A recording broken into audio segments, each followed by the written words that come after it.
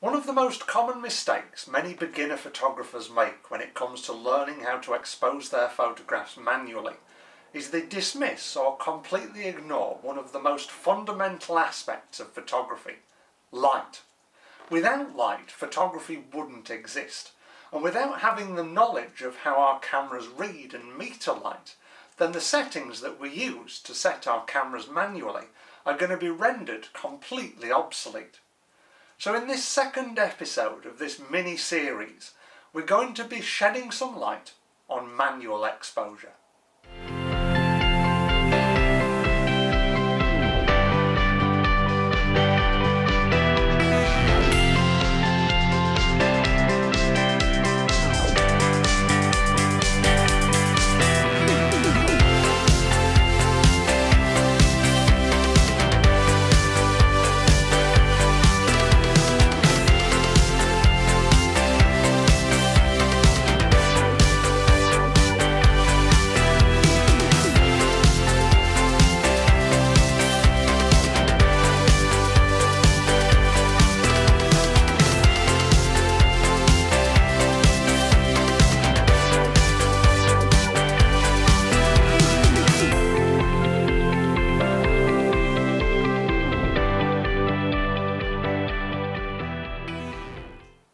When it comes to learning about manual photography, it can be really easy to skip straight to the exposure triangle, learning about aperture, shutter speed and ISO.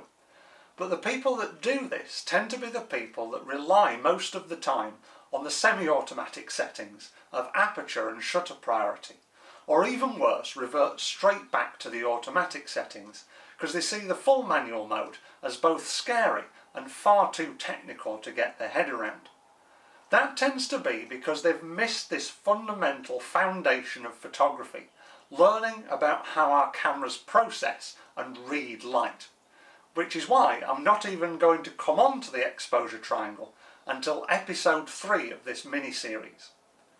What I'm going to cover over these next 2 episodes is going to be quite technical, so I recommend that you watch the videos as many times as you need to. I also recommend having a pad and pen next to you so you can make notes, and also have your camera next to you so you can try out some of the settings that I cover.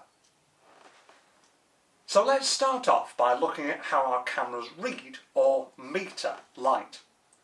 All digital cameras have an inbuilt light meter, and it's the job of that light meter to gauge how much light is entering the camera and also the contrast of that light, i.e. the difference between the brightest highlight and the darkest shadow. On the screen now you'll see 3 different metering modes. Different camera manufacturers may have more options on your camera, or they might have different names for the ones that you see, but I've chosen these because they're the most common across all camera brands. The first is spot metering, which is great for taking portraits and still lives. It takes a single light meter reading from the centre point of your camera's frame. The second is centre weighted or average metering. This takes an average from an area surrounding that central point.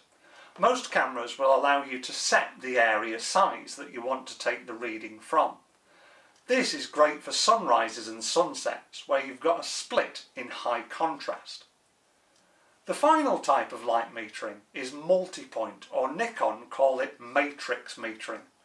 It's great for landscape photography or high contrast scenes, as it takes an average from different points of contrast across the whole of your camera's frame.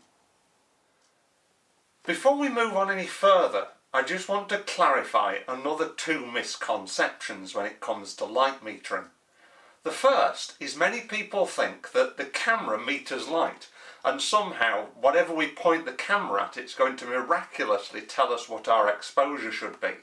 But that's not the case. We as the photographers must use the tool of the light meter in the camera to meter light ourselves. And we do this by looking for the mid-tone of the photograph. So if you're using spot metering, then what you have to do is essentially point your camera to mid-tone to get that meter reading, and then reposition the camera to the scene that we want to photograph. If you're using multi-point or matrix metering, then you don't necessarily have to worry as much because it's taking an average from across the whole scene. Another misconception, especially around that multi-point metering mode, is that the metering points are exactly the same as our focus points. But this is another misconception. Metering points and focusing points are completely different, so you mustn't think that wherever your camera's focusing, it's also metering the light from that point. On your screen now, you'll see a graph known as the zone system. The zone system was devised by the great landscape photographer Ansel Adams as a way of gauging exposure and contrast within a photograph, and it's still used to this day, even in our digital cameras. As you will see, on the far left of the graph, in zone 0, it's completely black, and on the far right of the graph, in zone 10, it's completely white. These are the extremes of lightness and darkness within our photograph. So we would say if part of our photograph fell into zone 0, it would be underexposed. And if part of the photograph fell into zone 10, then it would be overexposed. The section and grayscale between zones 1 and 9 is the area of detail within our photograph, the mid-tones. And if we look right to the centre of the graph, zone 5, it's also the mid-tone of the graph. And it's this zone 5 area that our camera's meter is looking for when we meter the light.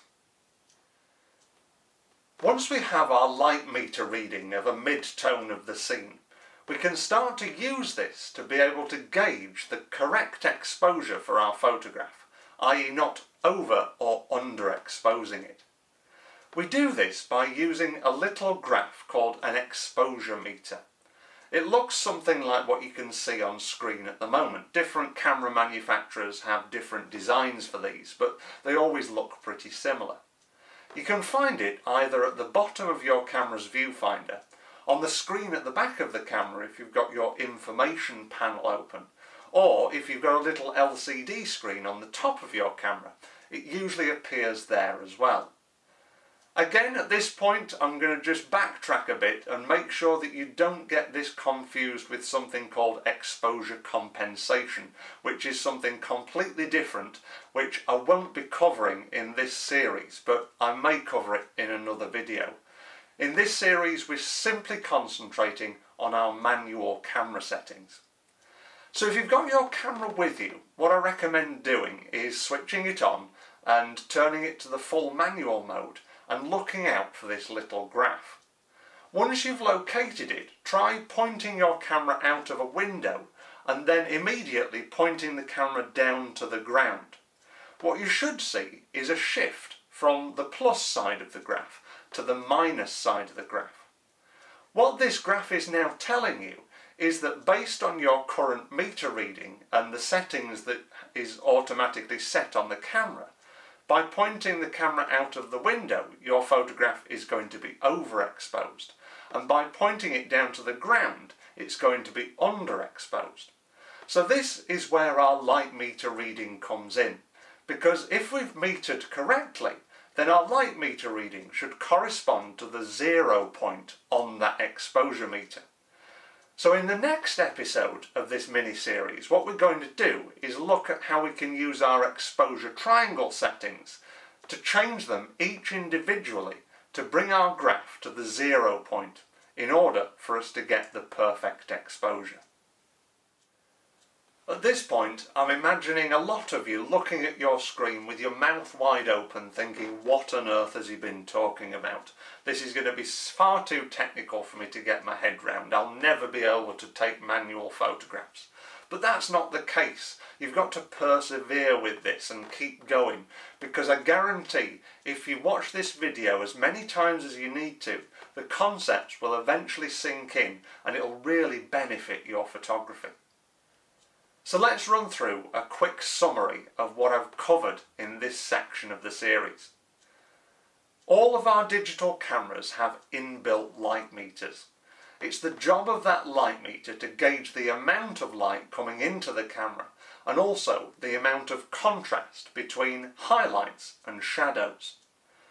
It gauges that by metering the mid-tone of the scene, which is zone 5 on Ansel Adams' zone system.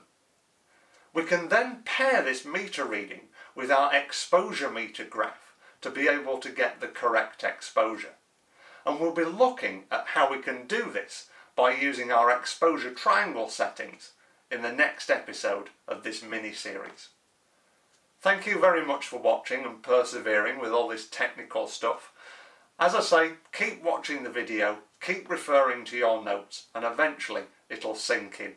I'll see you next time for episode 3.